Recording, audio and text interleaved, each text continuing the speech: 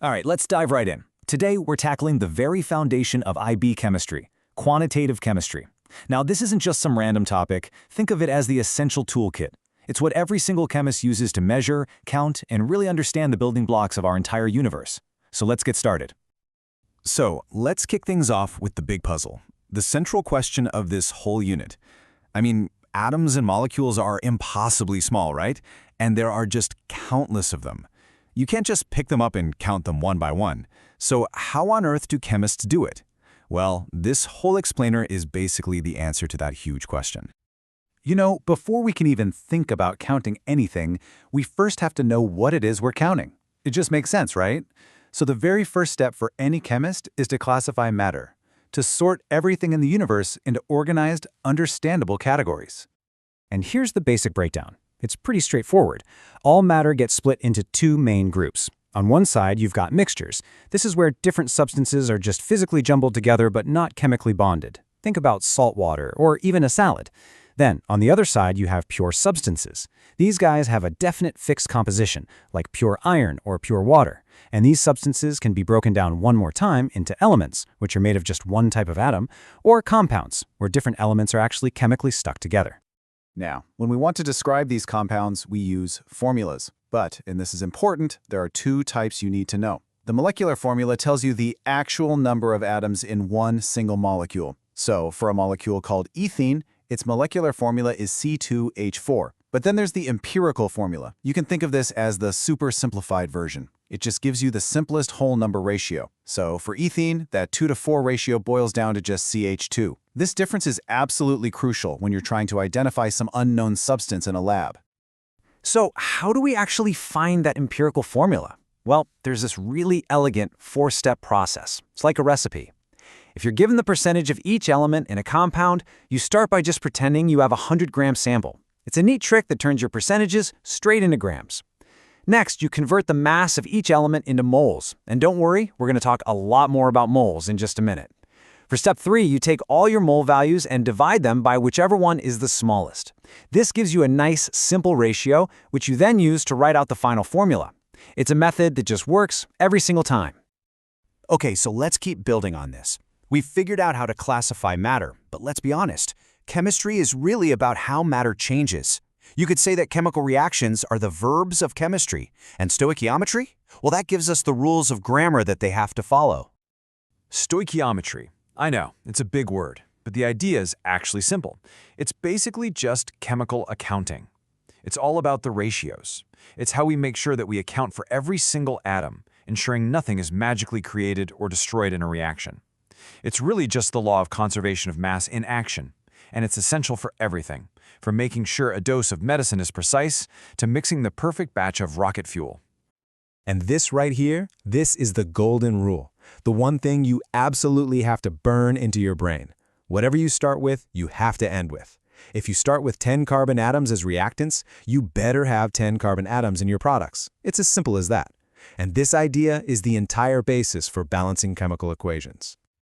Okay, here we are. We've arrived at the absolute heart of quantitative chemistry.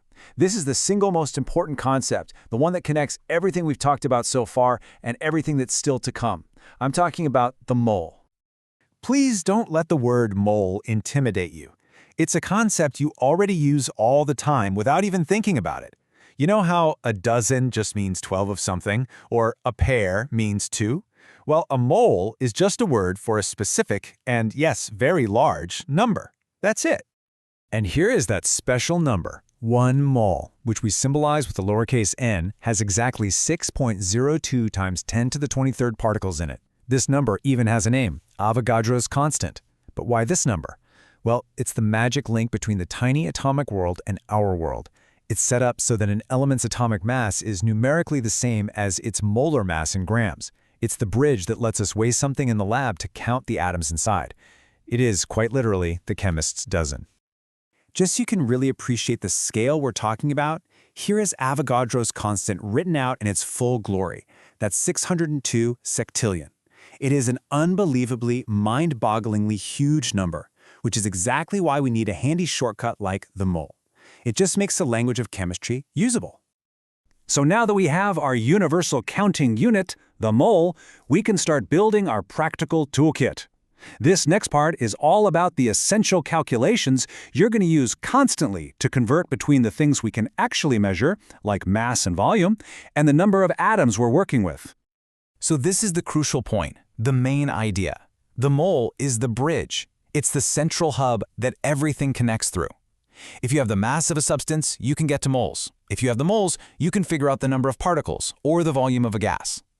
To solve almost any problem in quantitative chemistry, your very first step is almost always going to be get to the mole. This table lays out all your main conversion tools. And what's the one thing you see in every single formula? It's N, for moles. To get the number of particles, you multiply moles by Avogadro's constant. To get mass, you multiply moles by the molar mass you find on the periodic table. For solutions, it's about concentration and volume. For gases, it's the molar volume. See? Everything flows through N. All right, theory's great, but let's put this toolkit to work. We're going to apply these concepts to solve two super common types of chemistry problems. One, describing how gases behave, and two, figuring out what happens when one of your ingredients in a reaction runs out before the others do. When it comes to gases, this is the master equation, the ideal gas law. It's just beautiful how it connects the pressure, volume, amount in moles, and temperature of pretty much any gas. With this one formula, you can solve for any of those four things as long as you know the other three. And here's a really useful trick for exams. If you rearrange the ideal gas law for a situation where the amount of gas stays the same, N and R become a constant. This means we can set the initial conditions of pressure, volume, and temperature equal to the final conditions, just like you see here. This is called the combined gas law, and it's an absolute lifesaver for those before and after type problems. Okay, let's switch gears from gases to reactions. Think about it like you're baking a cake. You might run out of flour before you run out of sugar. Well, the exact same thing happens in chemistry. So what happens when one of your chemical ingredients just gets completely used up? This is such a perfect analogy. It's not about which ingredient you have more of. It's all about the ratio required by the recipe. Even though you have way more legs than tops, the recipe for a table is 4 legs for every 1 top. So the legs are going to run out after you've made just 3 tables. The legs limit how many tables you can make. They are the limiting reactant. And just like with the empirical formulas, there's a clear, foolproof method to find the limiting reactant. First step, as always, convert everything to moles. Then, and this is the key move, you divide the moles of each reactant by its balancing number from the chemical equation. Whichever reactant gives you the smallest answer, that's it. That's your limiting reactant. And from that moment on, you have to use the moles of that reactant to calculate anything else, like how much product you can possibly make. So, as we start to wrap this up, what's the big picture here? Why did we learn all of this stuff? Well, it all comes down to one incredible ability, the power to predict. Think about it. This unit has handed you a seriously powerful toolkit. With these concepts, you can take some mystery powder, analyze it, and figure out what it is. You can look at a reaction on paper and predict exactly how much stuff you're going to make. You can calculate the precise amounts you need to mix so nothing goes to waste. And you can predict how a gas is going to behave if you heat it up or put it under pressure. That, right there, is the power of quantitative chemistry. And that really brings us to our final thought.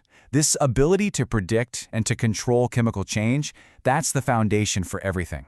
It's how we make new medicines, develop new materials, and solve huge global challenges. So the real question to leave you with is this. If you've mastered the tools to predict the outcome of a reaction, what can't you achieve with chemistry?